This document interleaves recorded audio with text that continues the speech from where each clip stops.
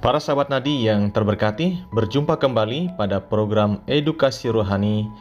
Secara khusus kita mengangkat tema hukum gereja dan persoalan pastoral yang hendak kita bicarakan pada kesempatan ini adalah menikah di gereja Protestan. Mungkin kita sebagai orang Katolik atau bahkan para sahabat Nadi sekalian pernah menghadapi persoalan atau mendengarkan persoalan yang muncul karena ada orang Katolik mendapatkan pasangan yang non-Katolik. Misalkan pasangannya itu adalah seorang anggota dari gereja Protestan. Karena perkawinan ini terkena larangan sebagaimana diatur dalam Kanon 1124, yakni pernikahan antara orang Katolik dan orang yang dibaptis dan tidak dalam persekutuan penuh dengan gereja Katolik itu dilarang.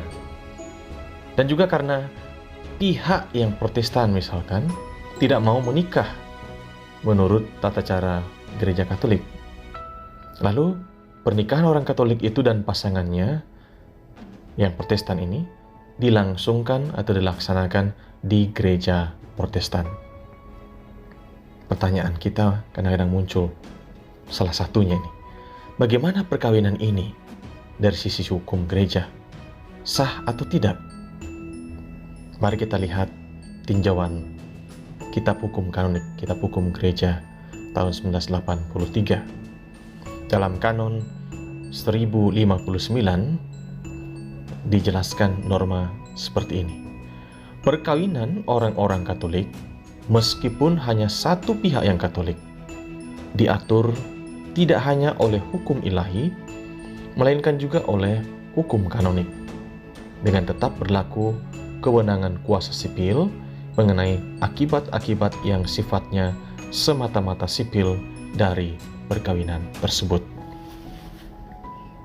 Secara singkat, setiap orang Katolik menurut kanon ini perkawinannya diatur juga oleh hukum kanonik selain oleh hukum ilahi dan hukum sipil. Dengan demikian, kalau ada yang tidak mematuhi norma hukum gereja, maka perkawinannya tidak sah. Salah satunya ketika orang Katolik menikah dengan pasangannya non-Katolik di gereja Protestan, ketika tidak ada dispensasi dari tata peneguhan atau dari forma kanonik, maka perkawinannya tidak sah. Mengapa? Karena orang Katolik wajib menikah menurut tata cara gereja Katolik. Ini demi sahnya perkawinan itu, biasa disebut ad validitatem. Hal ini diatur dalam KHK 1983 Kanon 1108. Bunyinya demikian. Dalam paragraf pertama ditegaskan, perkawinan hanyalah sah bila dilangsungkan di hadapan ordinaris wilayah atau pastor paroki atau imam atau diakon yang diberi delegasi oleh salah satu dari mereka itu yang melayaninya, serta di hadapan dua orang saksi.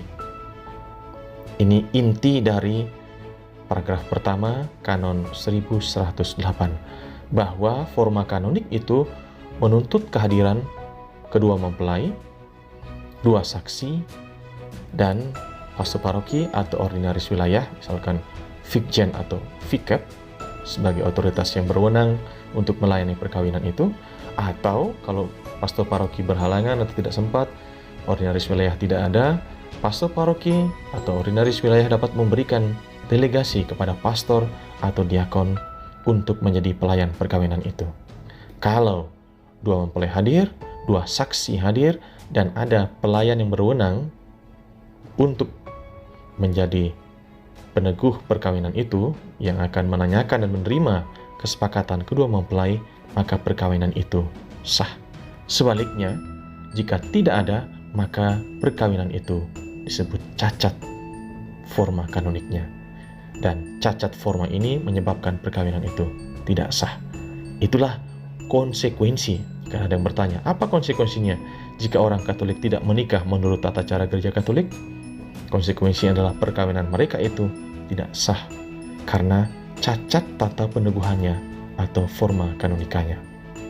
Jadi, konsekuensi berikutnya, meskipun perkawinan itu tidak sah, sebelum dinyatakan oleh tribunal atau pengadilan gerejawi yang berwenang bahwa memang perkawinan ini sejak awal tidak sah, orang Katolik masih terikat perkawinan sebelumnya, sehingga ia tidak dapat melangsungkan perkawinan berikutnya secara sah. Demikian edukasi rohani pekan ini.